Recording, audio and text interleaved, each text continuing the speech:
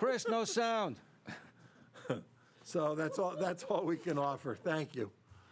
All right. That takes care of that. Minutes. Sorry, before minutes, the public participation was for somebody else. I have two announcements. Mitchell? One is actually from our Congresswoman Rosa DeLauro. Does our district and our state need you to be counted? Complete the 2020 census. This is like a public service announcement here. So we all ensure that the power is distributed equally in our country and everyone has representation they deserve.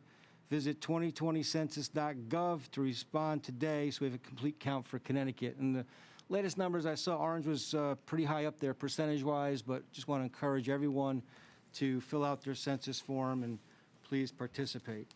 The other announcement is that since our last meeting, the Home Depot has delivered a shed for us for the plastic bag recycling at the transfer station, and it's been a huge hit. People have been hoarding bags, I think.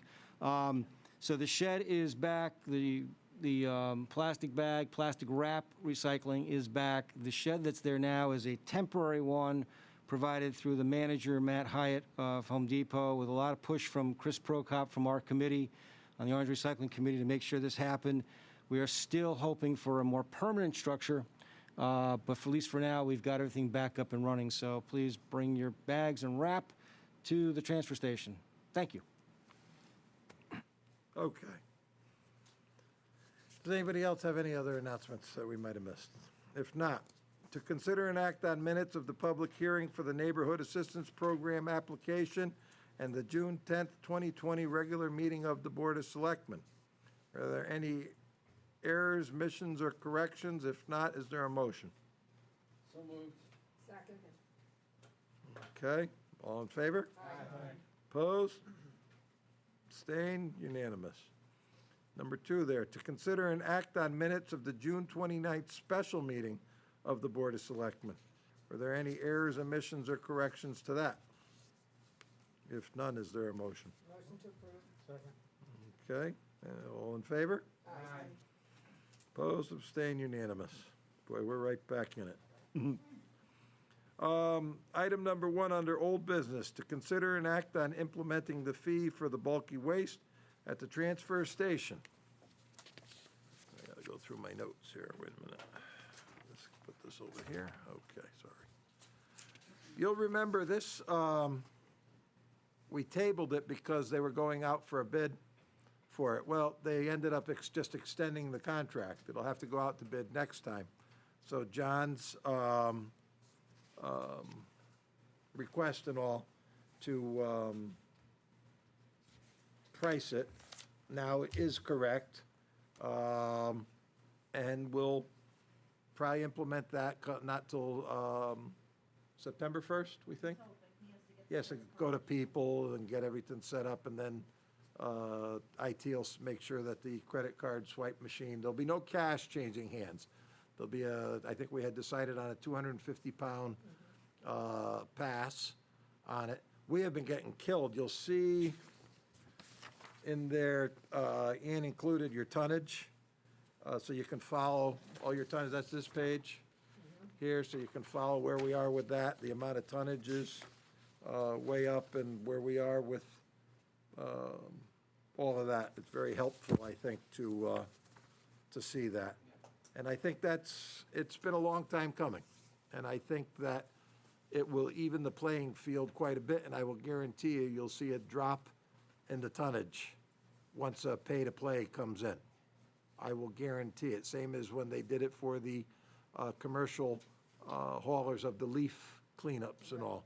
We saw a tremendous decline in that. They find other places to dispose of them if they have to pay.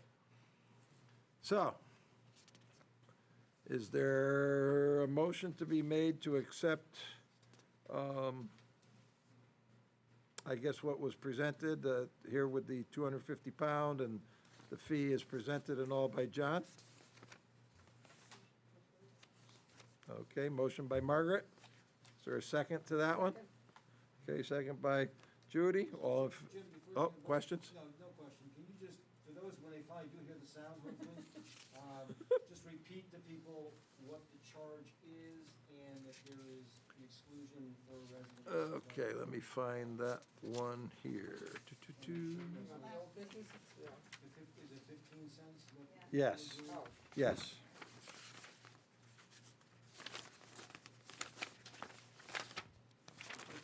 Okay, here we are, yes. So it would be 15 cents is the rate, and the minimum charge would be on, that's not correct. It would be on 251 pounds or more. You know, so you're talking $250 on, or $2.50 on 250 at 10 cents, or 25 on, yeah, it'd be 25 on that. So, and it's something that needs to come, I mean, you show up with your car, with stuff in the back of your car, you're not gonna have 250 pounds worth of stuff in the back of your car. right. What this is aimed at the contractors, the mason dumps, the pickup trucks that come in loaded to the gills, the dump trailers that come in loaded to the gills.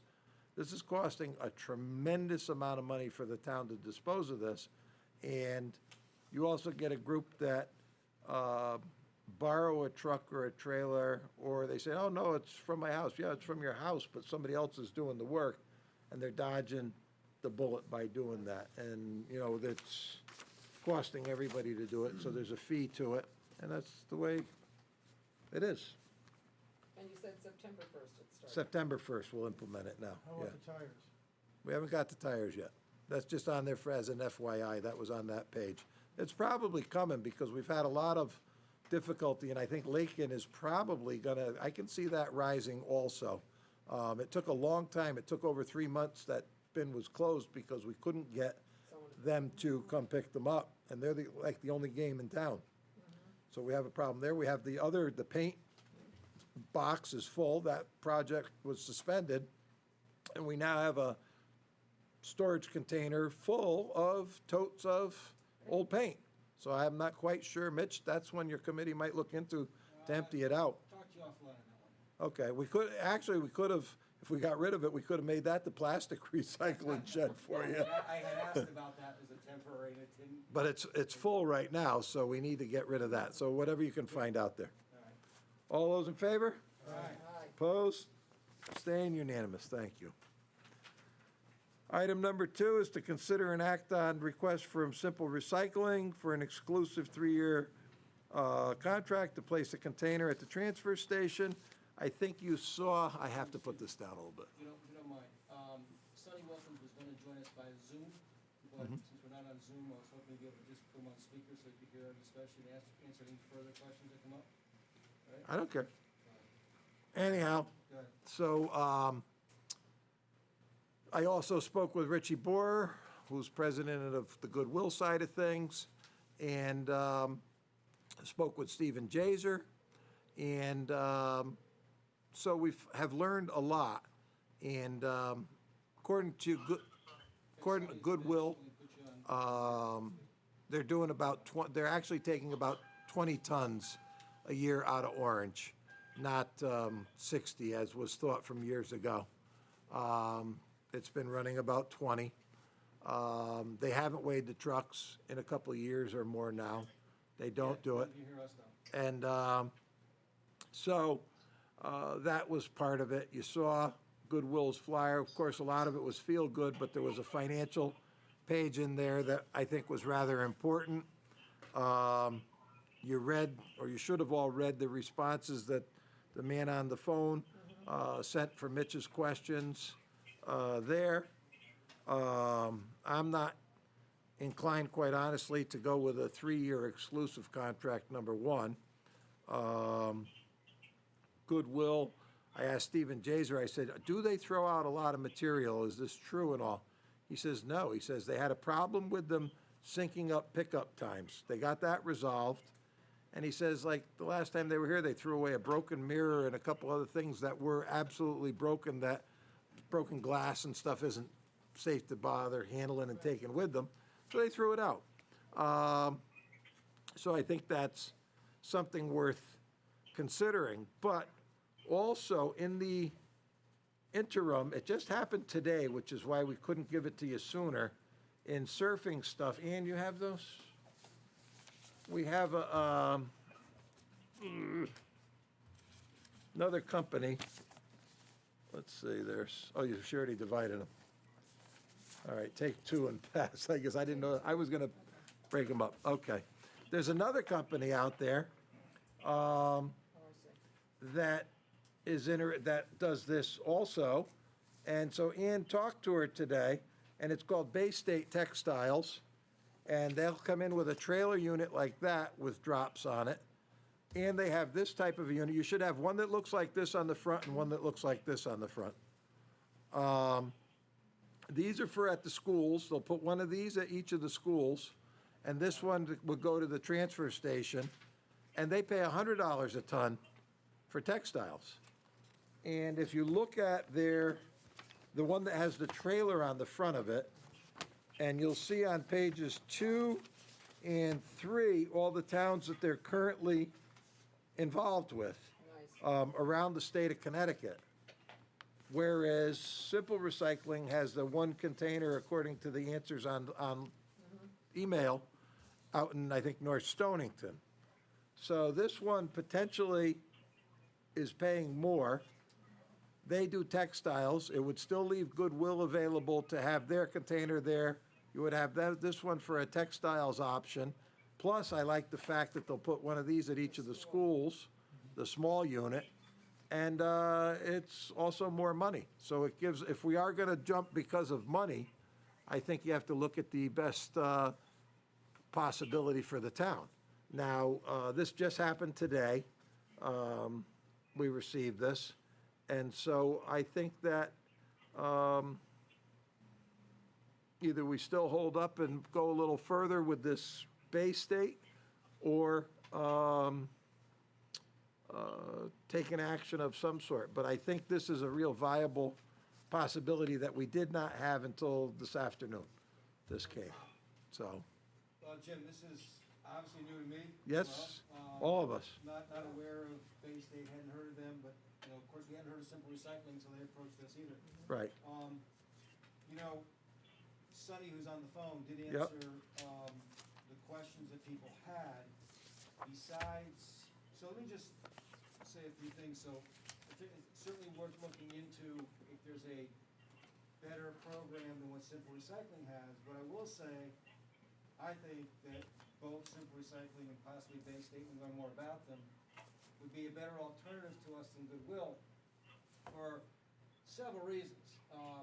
You know, I don't want to argue about how much is thrown out by Goodwill, but you had an email from Ken Lenz that also said he observed Goodwill throwing away stuff. I observed it myself. I spoke to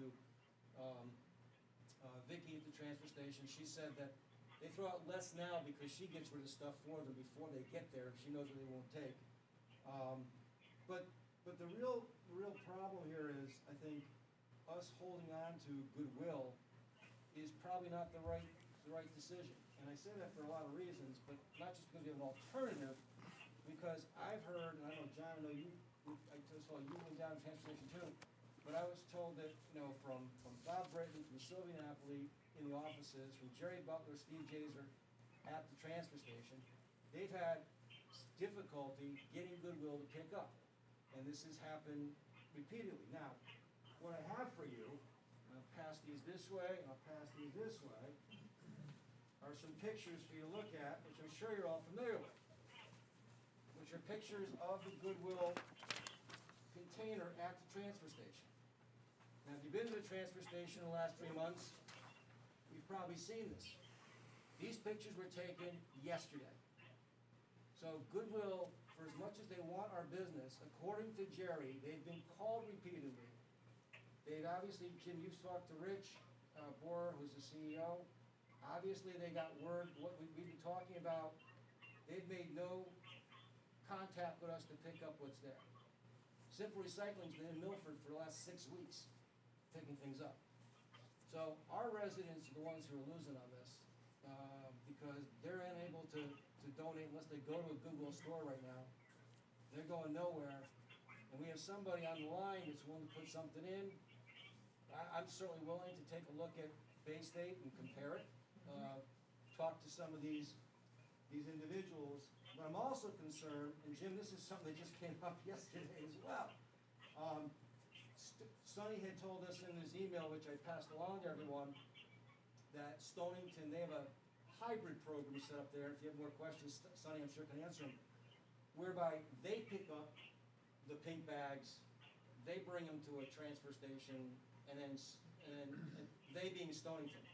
And then Simple Recycling just unloads there. It's only been going on for a few months, and I got a hold of the person in Stonington who runs that situation. No. Mike's not on, sorry. Thank you. Got a hold of the person that's running it in Stonington. And what I gotta find the right one here. What he told me was that it's been working very well with Simple Recycling, first of all. They've picked up whenever they've been called. It's only been a few times, but they come right away. But he also told me Goodwill is removing their bins from Stonington and all the surrounding towns. And this just came up. They got an email on June 24th, and they were surprised at this and basically got information that said, unfortunately, due to COVID-19 pandemic and ongoing resource constraints, Goodwill of Southern New England, which is the Goodwill that serves us, has to suspend collections at your bin. In the next 1 to 2 weeks, we'll be removing the bin from your property. And this is signed by Robert Burns, Vice President of Finance, who's the number 2 person right under Richie Borer. And then I guess Stonington and a couple other places were concerned about this, and they got an email back because they emailed Goodwill, and they got another email back that said, "Hi all, I've heard from a couple of people regarding their bins donations with questions. Yes, all bins are being removed from all locations." It says, unfortunately, like all organizations right now, we've had to assess our operations and make a difficult decision. We currently do not have the resources available in order to service many of our bin locations in the best and fullest ability.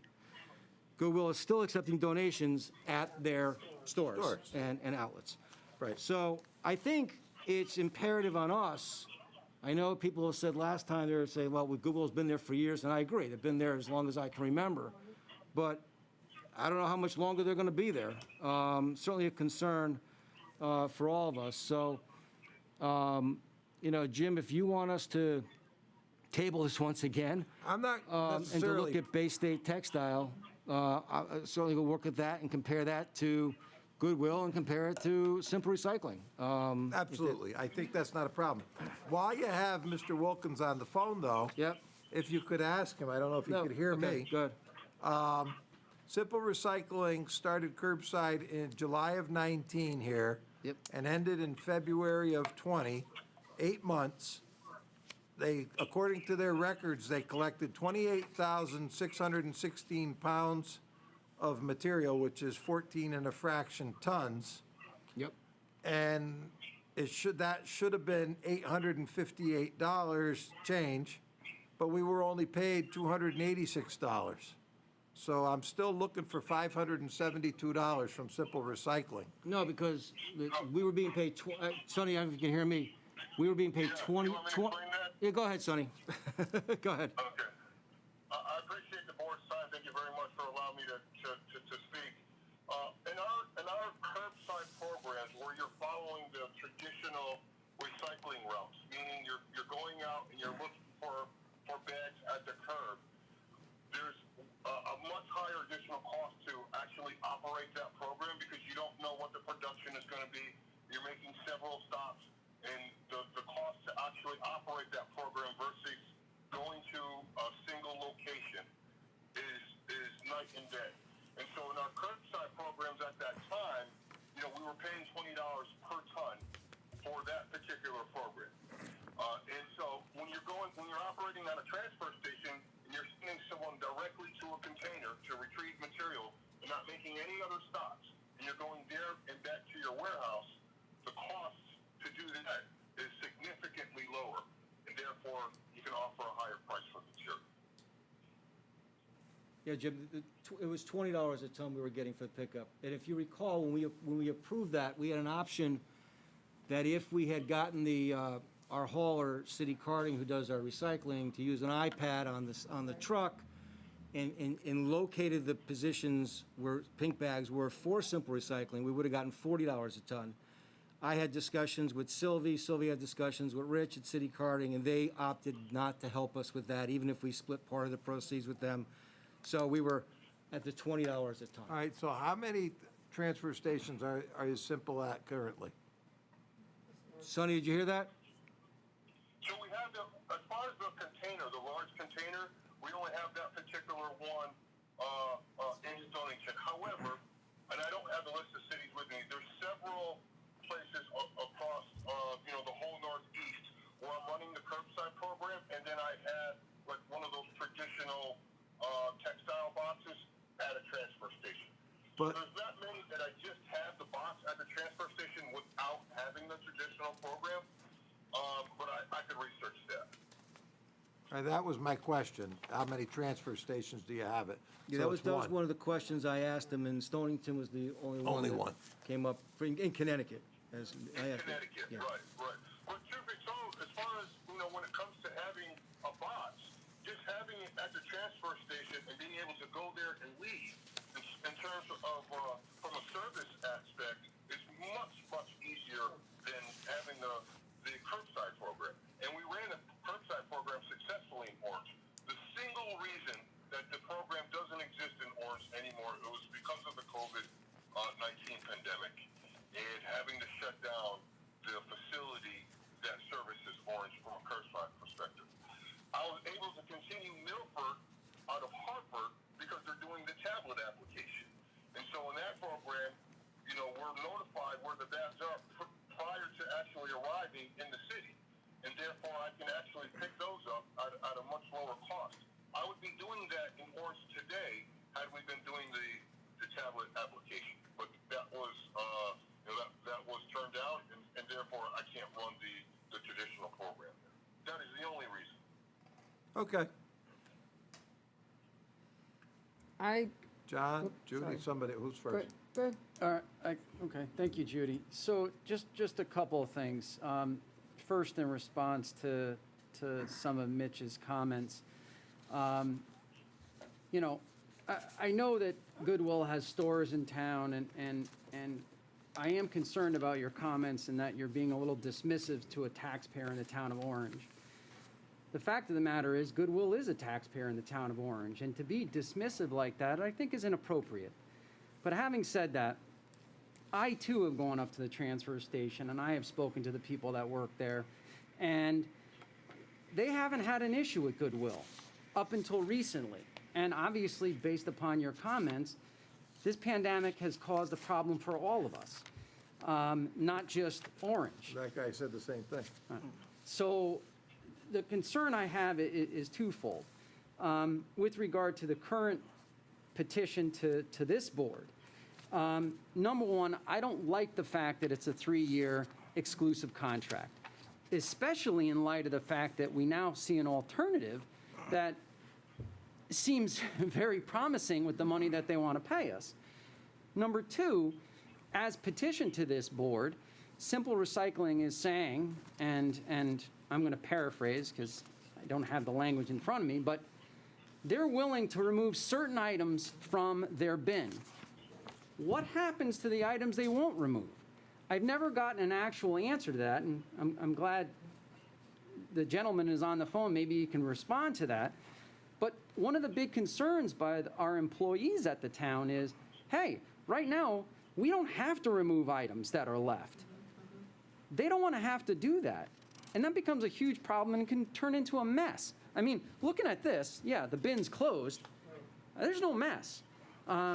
So I am concerned about that. So maybe if Mr. Watkins would indicate, what does the driver do when you come and pick up the bin and there's several items that you don't take? What do you do, sir? I'll answer that. A couple of things. So if there's anything in there that we don't accept in the program, that is a mattress, a big screen, television, things that a single person cannot pick up and carry, we were just unable to take those items.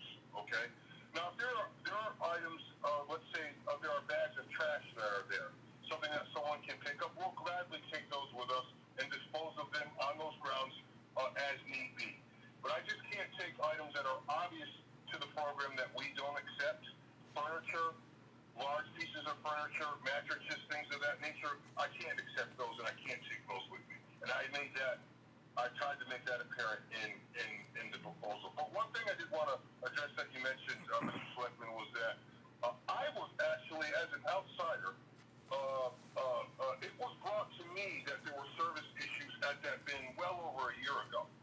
And I didn't even know that there was a container at the transfer station until there were service issues with it, and I was asked if we would be able to provide an alternative. It wasn't through Mitch, but it was through just some things through the town. So and I know it's easy for me to say that because I don't work for Goodwill, but I did want to say that there have been issues from there for quite some time because it was brought to me quite a while ago. I appreciate that comment. And the last thing I'd like to say is, we're in a pandemic.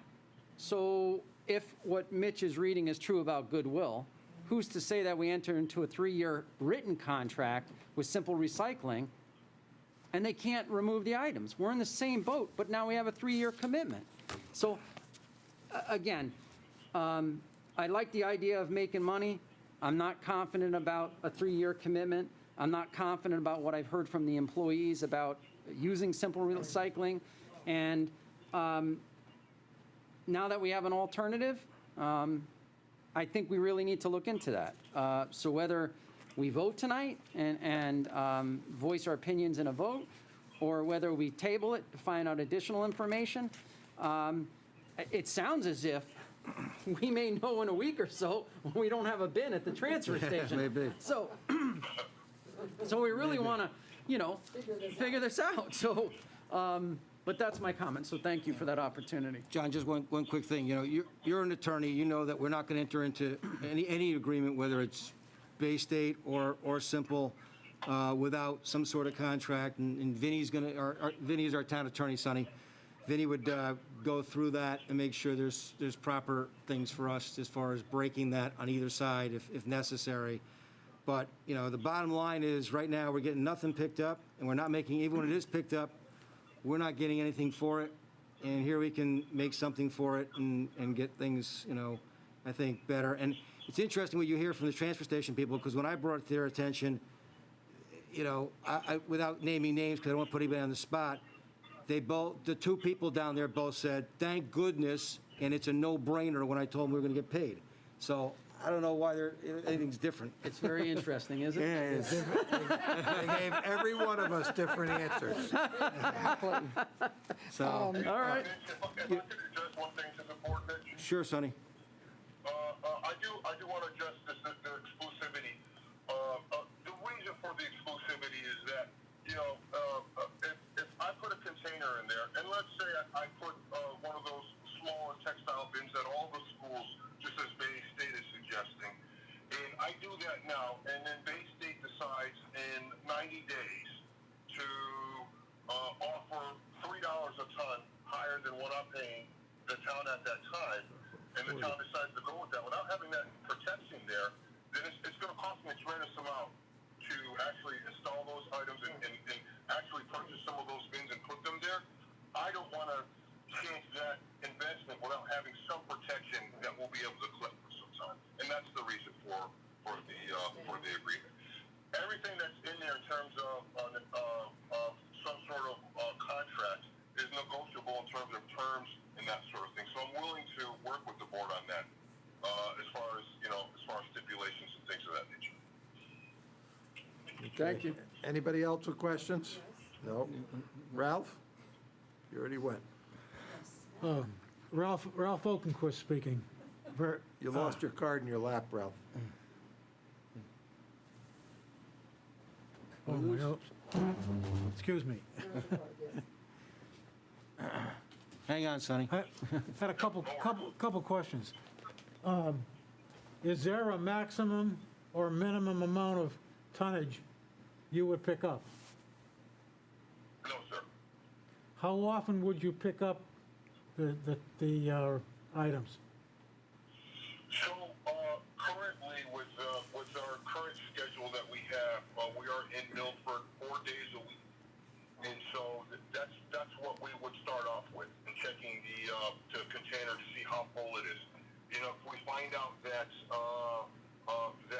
let's say on Tuesday, and then we come back on Friday towards the end of the week, and that we can actually get everything at that one time, then we can adjust it from there. And I'm willing to work with the town on that. But as far as, I believe we're in Milford Monday, Tuesday, Thursday, Friday, every day but Wednesday.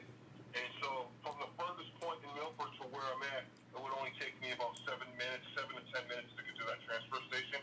And that's why, we're able to serve some.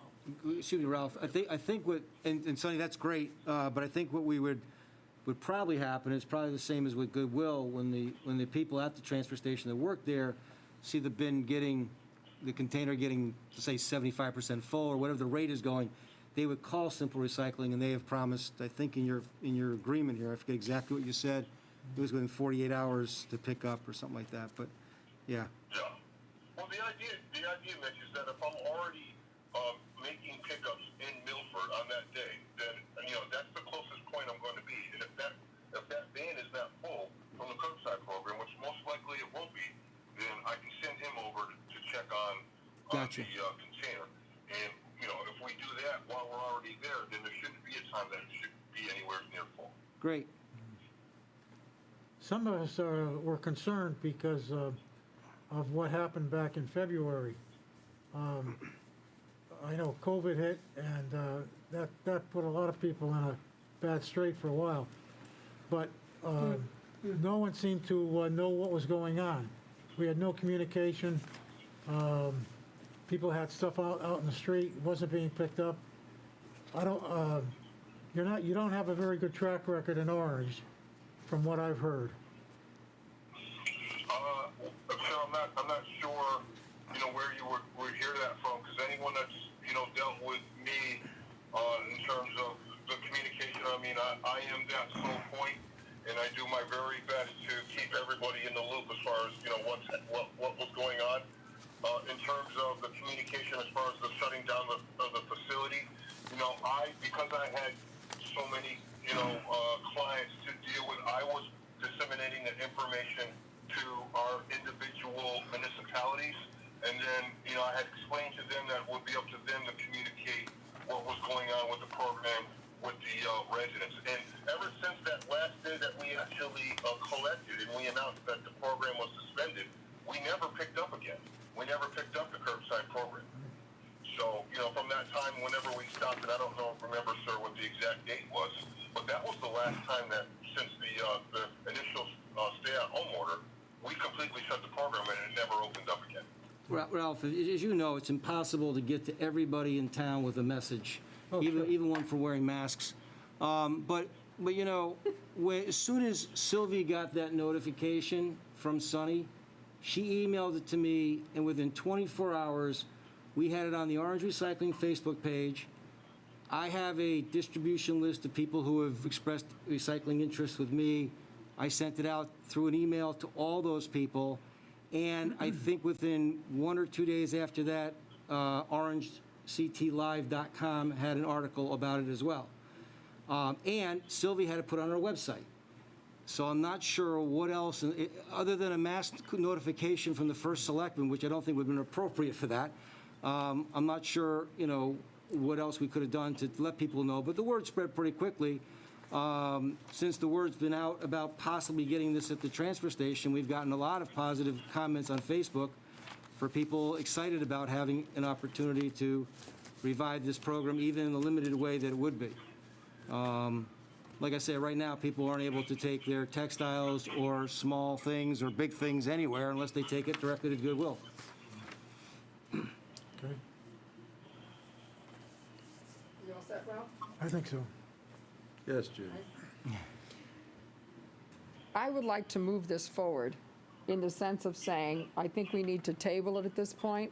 I think there needs to be communication with Goodwill to find out what is going on. If they're definitely removing their bins, then we do need to act, number one. Number two, since we've just been given another company, I would like to look at that. I would like to make some phone calls to some of these towns to find out how they're, if they're satisfied with the service, is it working, blah, blah, blah. What kind of contracts have they set up with those towns? Not to throw out simple recycling. I think definitely let them stay in the mix. But I do think we need to figure some things out before we make any kind of decision right now. And I think the biggest thing is, why sit here and discuss whether we're going to keep Goodwill or not? They may not be there. So I think we've got a lot of information that came slamming into us tonight, and I think we've got to do our homework. So I make a motion to table. Second. I'll second that. Non-debatable. Okay. All right? We still have to vote. All in favor? Aye. That's why I knew what the vote was. Yeah, no, I think Okay, it's that's all enough for to tonight. do. Thank you very much. Thank you, sir. Thank you. Okay, good night. Okay, thank you. I appreciate the board giving me an opportunity to represent the company. If there's another time where, this item is brought back up, if invited, I'll be happy to Definitely. attend again. So thank you so much. Excellent, Thank thank you, sir. you. Good night. Will be Thank our you. July Have a good meeting. night. All right, You could tell them it was too late. Would have been our August meeting, yeah. all right, good. Okay, table.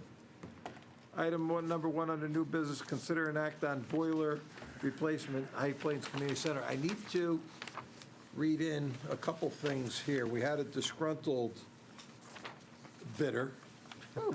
That's not nice. It happens. So he asked if he could attend the meeting. I guess he told him no. So he asked for that. If not, please have this email noted at the meeting. Egerton, Inc. would like to be considered for the job with the price on the bid. We feel there was a disadvantage to us. We won the bid last year, and the number we used was exposed to all competitors. Last year's Egerton bid was $35,979. Rotolo's bid was $68,676, $30K difference. Now Rotolo dropped his price by $30K, half the price for the total job. New bid by Rotolo was $40,160, and I'm reading this without comparing to what's there. And all the competitors have this information. It's not fair to Egerton. We had our number exposed to save the town of Orange lots of money. I personally grew up in Orange and went to High Plains, gotta learn to spell, school, and have ownership. I want to be part of the project. It is personal for me, and I will be responsible to run and project manage the boiler replacement. Please consider Egerton, Gary Maturo. Well, he was down there, but then in your current bid, they went, if their bid was good, Rotolo dropped 30, but they went up 17. So, he didn't keep his bid from last year. Jim, if I can interrupt, I'm sorry. What changed in the bid that we rebid this? Just the fact it's been a year? Is that all we did change? It was, Or there other yeah, there were specifications? some clarifications, Mitch. There were it was a little cloudy last time, and then the process got a little clouded as well. So we threw it all out and left it at that. And so then we have the note I have the note from Bob Britton from last year when we did this. And the reason Edgerton didn't get the bid last year, the low bid from Edgerton, Inc.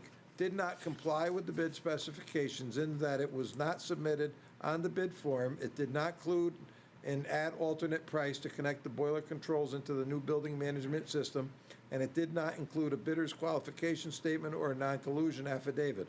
Also, the town questioned the large difference in price between Edgerton's price for the boiler replacement at $36,000 and the other three bidders who were $60,000 to $69,000 range. Following the bid opening, Egerton submitted the missing bid forms, the missing alternate price, $12,500, and confirmed it was holding its submitted price. So, and then it goes on from there, and he also went out and then afterwards and requested a price from somebody else, and it got a little botched up. But that was the reason why Bob didn't accept their bid last year. It has nothing to do with, we seem to have a him versus Rotolo here. I don't know, maybe they have a history which I'm not aware of. But anyhow, so now they didn't hold their price. They went up. They're actually third now. The alternate that is referred to there is for the controlling system that goes into the building management technology that they all use similar equipment. And the warranty on the boiler is the same for all of them, because it's the same boiler. It's a 10-year warranty on the boiler. The warranty that's quoted there is their work is guaranteed for a Okay. year. The installer's work Okay. is guaranteed for a year. So that's why there might be a little confusion there with that. Answer my question. Yeah, and so, with that, I know both of the two lowest bidders, there, and they both do excellent work. Funk has been around for years and years and years, based out of West Haven. Bertolo is based out of, I think, New Haven. Ron has done a lot of other work for the town already, all around the town. Matter of fact, I think he did the plumbing through Olympus for the pool. Correct. He did plumbing for, I can't think of the company that did the south wing. He did their plumbing. So, I mean, he does sub a lot for two other companies, and we've worked with him, and I think he's probably been helpful to Mitch's committee as well through some of these projects. So, with that said, the man asked to have it read into the record, and that's what I did. Yeah. So with that said, this is for the boiler that we've been keeping our fingers Right. crossed on. I believe we're paying, with LoSiP for this. So that's where we are. Any questions? No. No?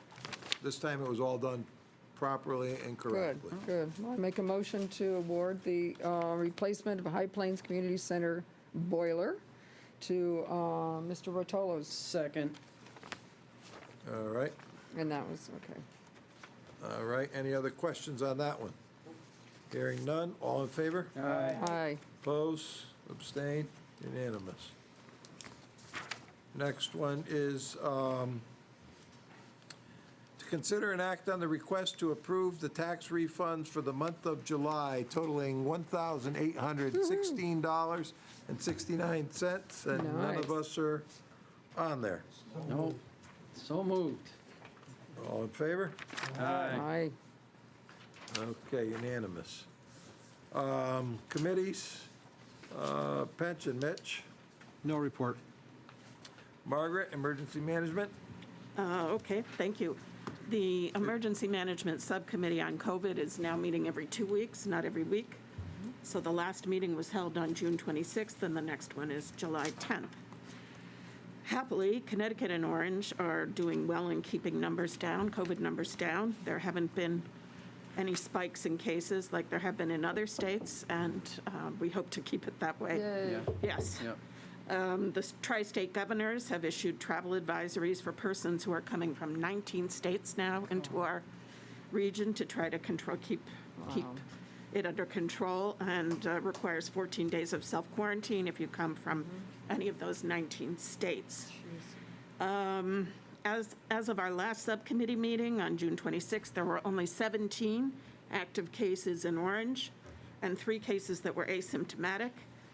But our doctor, the town doctor, and everyone else feels we have to continue to be vigilant because we are not yet at the end of the pandemic. No. And since the Phase 2 opening, the Department of Health has received a lot of complaints regarding people in stores not wearing masks and otherwise. So we have to continue to raise the alarm on that and ensure that people are following the guidelines if we want to keep our numbers as low as they are.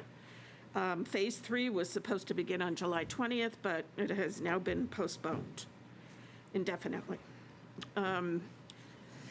Here in Orange, PPE supplies from official sources like the state and CBIA are tapering off over the summer, but now you can buy a lot of these things like masks, et cetera, and gloves. You can buy them in stores. You can buy them in Home Depot and other places. However, we feel that we need to have a stockpile of PPE for the fall in the event that we should have a new outbreak, just to ensure that we have everything on hand. And we also talked about if supplies of vaccines should become available, we need to plan how those vaccines would be distributed in our town. In terms of testing facilities, Long Wharf has closed. People will need to use Yale and Griffin for testing. And then the other big key issue on the COVID front is the reopening of schools. On June 25th, the governor announced a plan to reopen all schools in the fall for full-time instruction. And the state came out with a set of specific kind of general guidelines, with the key issue being safeguarding the health and safety of students and teachers. But there are a lot of operational issues, as you might imagine, in opening the schools and challenges. And the state and our local superintendent have identified several being cohorting. That's the possibility of grouping students together and having them stay in one class with one teacher and not moving to minimize risk. Maximizing social distancing and things like the gyms and, playing fields, et cetera. Transportation, I believe in Orange, the transportation schedule is going to remain the same as it was in the past. And of course, face masks. In our district, we have 3,000 masks on hand, but how are they going to be distributed? Who's going to distribute them? How often will they need to be replaced? What happens if a kid forgets and leaves it at home? Can he not get on the bus? All those kinds of issues have to be sorted out. And there are children who have sensory issues who wouldn't even be able to, wear these. So what about those kids? Then they're looking at also the cleaning of the schools. Will the schools need to be cleaned every single night, in which case they're shut down for any other activity? And then would we need more cleaning personnel, which has budgetary implications? And then what will happen if a student or a teacher gets sick? The class will be quarantined. What will be the procedure for that? So there's a lot of things to be worked out before school is back in session. I think, everybody would love to see their kids back in school, but they're also very concerned that everything is done to ensure their children and the teachers' safety and health. Just a couple other things. Community services will be working with Dr. Amir to bring back some activities that can be handled. They are already doing some small activities, some outside. They're going to need a stockpile of masks for seniors. Summer camp is in session. And then 2 businesses are not going to be reopening, Brugger's Bagels and Wooden Tap. That's very sad. The farmer's market, as the first selectman mentioned, has been opened, and vendors are following the guidelines as requested. And some religious institutions are reopening at 25% capacity. And that's it for me. Wow, Okay. thanks. Yeah, Wooden Tap wasn't renewing their lease before the pandemic. Yeah. Oh, okay, Yeah, they didn't close, they closed with it, but weren't renewing. okay. And anyhow, their lease was up the end of June, so unfortunately. Bond, I know you guys met, Mitch. Yeah, we did. We met after about a 3-month hiatus. We actually met in person. We took a big field trip despite COVID. We walked from the parking lot over here in the back of the town hall to the parking lot at the library. Yeah, good. After going through several invoices that have built up over the last several months, mostly closeout stuff with the Derby Milford Bridge and close out some other project stuff and invoices, going through all that. We spent a good amount of time both inside and outside the Case Memorial Library, especially the outside. If you go up close to it, you can see there's a lot of exterior work that needs to be done. We've got some money in the bond. We're not sure how far it will stretch, so we're looking at, what needs to be done. There's some inside water damage in the second floor of the library, but other than that, we don't feel as a committee, unless we were convinced otherwise, that there's a lot of indoor work that needs to be done. There's some, but there's certainly work that needs to be done on the exterior, and we're looking into that further. Discussing a few things with contractors. And one thing, Jim, I will mention to you is it was noticed that the outside landscaping does need some work. A lot of stuff is so overgrown. It's also getting so close to the building that it's affecting the building materials because the plant material. And if anybody knows besides me what the number of the library is, it is 176, and I didn't realize that for the last several years, you can't see that number anymore on the side of the library that faces There you go. Tyler City Road because it is so overgrown over That tree should be cut down. the right numbers. Where it is. Yeah. Wow. So there's some things that do need to be improved, what we can do, I think, as a community Well, that- first, but that's not what the bond is for. The bond Right, is right. for the exterior work that's going to need to be done. I'll Thank you. have to talk to the contractor as far as the landscaping. That has been on I'll call it a lifetime contract by the installer who did it when you built the building. And, Does he need a phone call? well, no, he was upset when something else was planted there years ago and had a little bit of a situation. And I'll try to reach out to him and discuss it with him and see, because he doesn't really charge that much for a once-a-year Right. tune-up over Maintenance, there. yeah. So I'll have to talk to him. We might have to find a little bit more. Okay. Personnel did not meet, but we will be meeting. I spoke with Attorney Ryan today. We should have the police contract back for our August meeting. There's was one more holdup with something that they wanted, and it was could be, maybe, possibly, might happen, might not, you know. So that's coming, and John just gave me the sheets this past week for the hourly salary, non-union people. So they've been so jammed up with this Munis project that it's taking its toll on getting some other things done.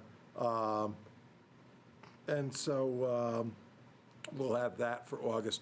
I also would like to plan for the, we put it off because of the situation and all, the town meeting.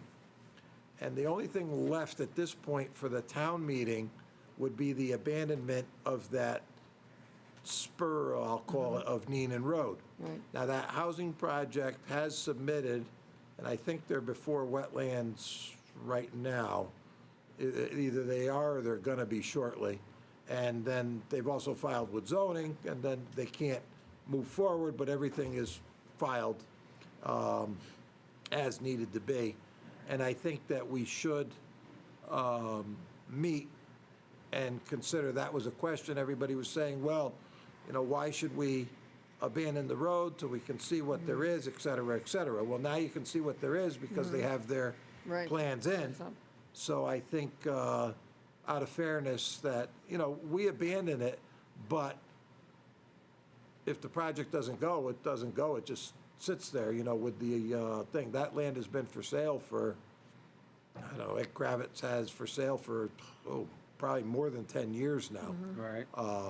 And, you know, if this moves that along, it's a good potential, really, it is a nice project. And I know there's some concerns from, you know, some neighbors, but I anticipate that as well. I mean, it happens. So, but it is in the area designated for high density, and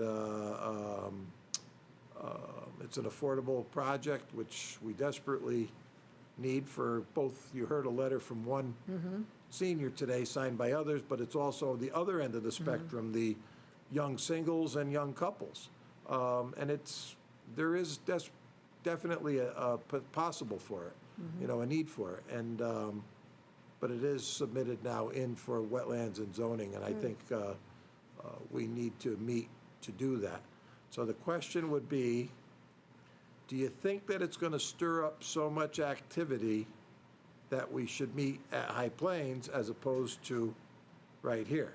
For the original one, we were going to meet right here because Right. nobody really comes. And now that the budget issues and all of those have passed, and the tax bills are out, so we don't have to worry about that. Those things are things that Sandy stands up for, different people talk to, the Board of Finance talks to. That's all passed. Right. So the only issue I have at the moment is this abandonment.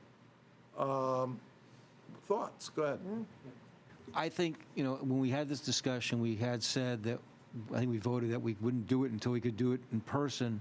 So with that being said, Jim, I would suggest we do it at High Plains. If one person shows or 100 people show, I doubt 100 people would show, you know, we can more easily socially distant if there is any kind of crowd and make sure that chairs are set up, spread apart, and then we can meet and, you know, accept any comments from the public and then vote. I have no trouble with that. I'm just doing, I have a cow out, so, Is it on Halliwell? no. Yeah, and I will go visit later.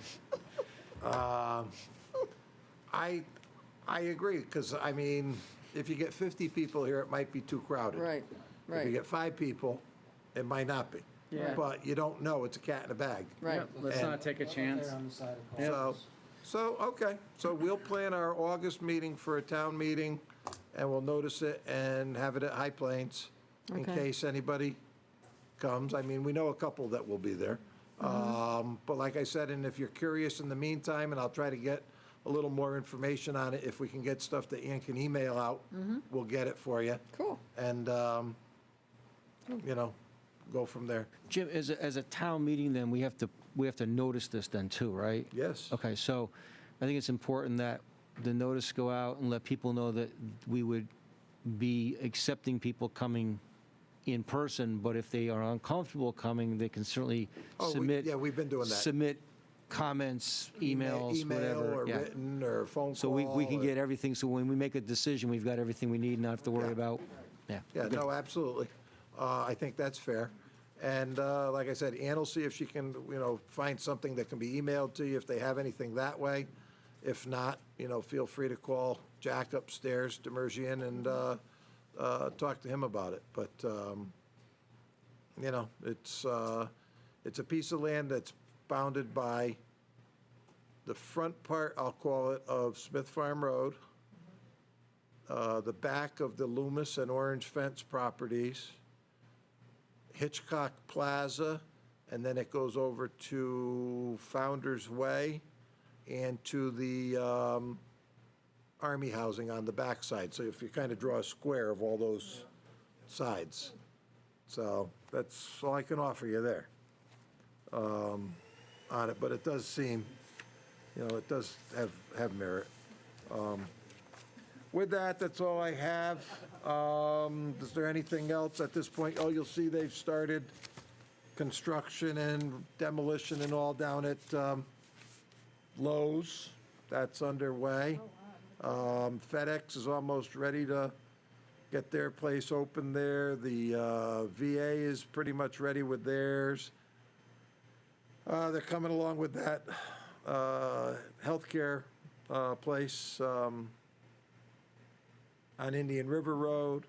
So there's a lot going. Bigelow Tea took the warehouse building, the new warehouse building, down on the bottom of Executive Boulevard. That they were supposed to, yeah, they took it was supposed to be two units, and they took the whole building down there. There's a few other things popping along. So yeah, it's. Anything for Sam's Club yet? Well, they're together. Sam's Oh, Club Sam's and and Lowe's Lowe's are doing- okay. are both done under contract Okay. to the same Okay. service provider. I don't know what their right title is, but it'll be coming out shortly if Good, we don't know. Yeah, so. good, good. And you'll see Jamie Vincent, you know, moved up to fire marshal after Tim's untimely death. He put together a panel. He did not sit in on the interviews. I did not sit on in the interviews. We opened it up to the inspectors and all to apply, and it was a panel of 3 or 4 from far out of town, and they did the interviewing process, and Tim Borer was selected. He was an inspector, and he's now the deputy fire marshal, doing very well with that. Kim Callahan is retired from community services. The tax office is down 1 person, but that young lady is currently up in public works, but she may be applying for another opening.